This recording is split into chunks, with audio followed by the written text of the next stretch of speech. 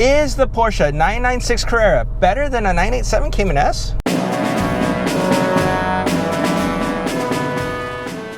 Prices and performance of the 987 Cayman S are about the same as the Porsche 996 Carrera. Now, if you saw our last video, then you know why you should buy a Cayman S. But today we're going to go over why you should buy a Porsche 996 instead. I'll put a link to that first video in the description. So if you haven't watched it, go ahead and check that out and then come back here and see part 2. So here are 3 ways that the Porsche 996 Carrera is better than a Cayman S. Reason number 1, the 996 generation of the Porsche 911 is unique.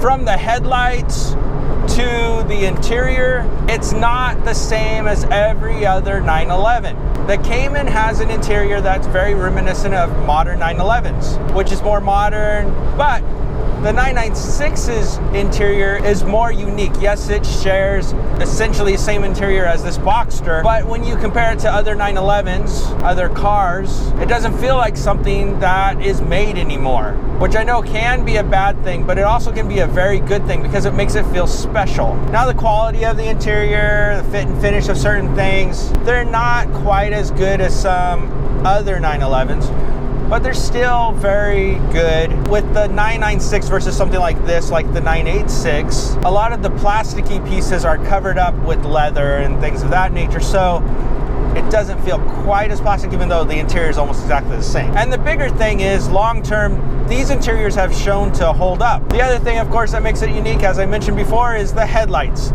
The headlights, the early ones, they got the fried egg headlights. They are exactly the same as the 986 Boxster. The later 996.2 models had a facelift. These get the headlights that are the same as Sally from the movie Cars. And this uniqueness, I think, will make the 996 more sought after. And the fact that the 911 in Cars is a 996 means that you're going to have a whole generation of kids that have grown up that eventually will have some money, they'll want to invest in stuff, and demand for the 996 potentially will grow. Potentially. And here's reason number 2. You get rear seats. In the Cayman, the Boxster, these are mid-engine, pure sports cars. Great 2-seaters. But you can't carry the grandkids. You can't carry your children when they're young. I mean, the back seat can't carry hardly anyone, but young children do fit in there.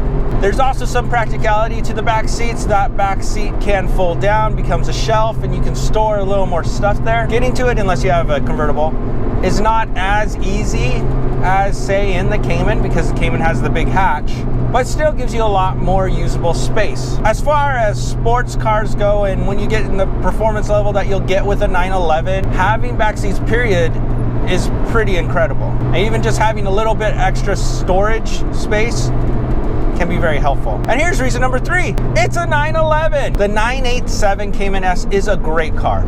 Wonderful driver car. But it's just not a 911. The 996, you get the mystique of the 911. It is the model that Porsche is known for. It's also the model that gets most of the attention of Porsche when they were building them, because while yes, the 996 a lot don't see as the nicest 911, it still got all the development and was a major evolutionary step for Porsche. Plus, you still have the analog driving experience, but you have a little bit less of the computer nanny equipment that is making you look like a better driver than you really are. So you can get a pure driving experience. That's something you just can't get with very many cars anymore, and it's a dying thing. In fact, a lot of manufacturers are figuring we're not even going to drive ourselves anymore at some point. Porsche and Ferrari and makers like that will still offer something because that's kind of their core business. At least a manual override. Another thing I didn't mention in the 987 Cayman S video, because it was very pro 987 Cayman S. So both the 996 and the pre-2009 Cayman S have IMS bearings. The advantage to the 996 is the IMS bearing does not require you to disassemble the engine to replace it. Having said that, the internal bearings that are in the Cayman S have shown to have less incidents than those in the 996 after the early double rove bearings. Now, if you can afford a 2009 or newer Cayman S, you don't have to worry about the IMS bearing anymore. But in the price range we're talking about, you're probably talking an early Cayman S, so that is an internal bearing.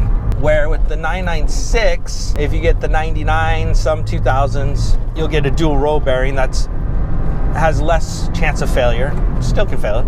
And if you get the rest of the 996 models, except for the turbo, which is special, but the rest of the Carrera models, you do get a single row bearing, but it's one that is serviceable by just dropping the transmission. A little less work than having to actually take apart the engine.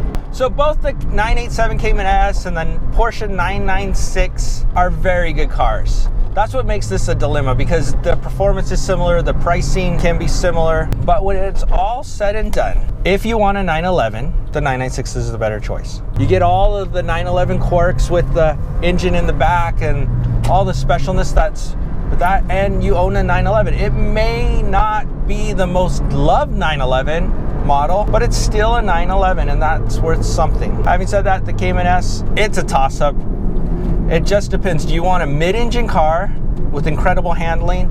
Do you want a rear-engine car with incredible traction? That happens to be a 911. So now that I've made your decision about as clear as mud, thanks for watching. Now get down in the comments and let me know, which would you buy? Would you buy a Porsche 996 or would you buy a 987 Cayman S? And if you like this video, make sure to give it a big thumbs up.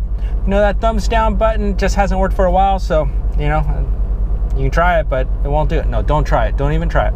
And if you haven't already, make sure to subscribe. That way you'll get notified of all of our latest content. We're going to have a whole bunch more Porsche-related content, as well as other cars as they relate to Porsches. Kind of what we do. If you like seeing videos of me talking, make sure to subscribe now. With every subscriber, a donation will be made in your name to buy a middle-aged man a Porsche 911. His name's David. Car will be in my garage. Thanks for watching, and God bless.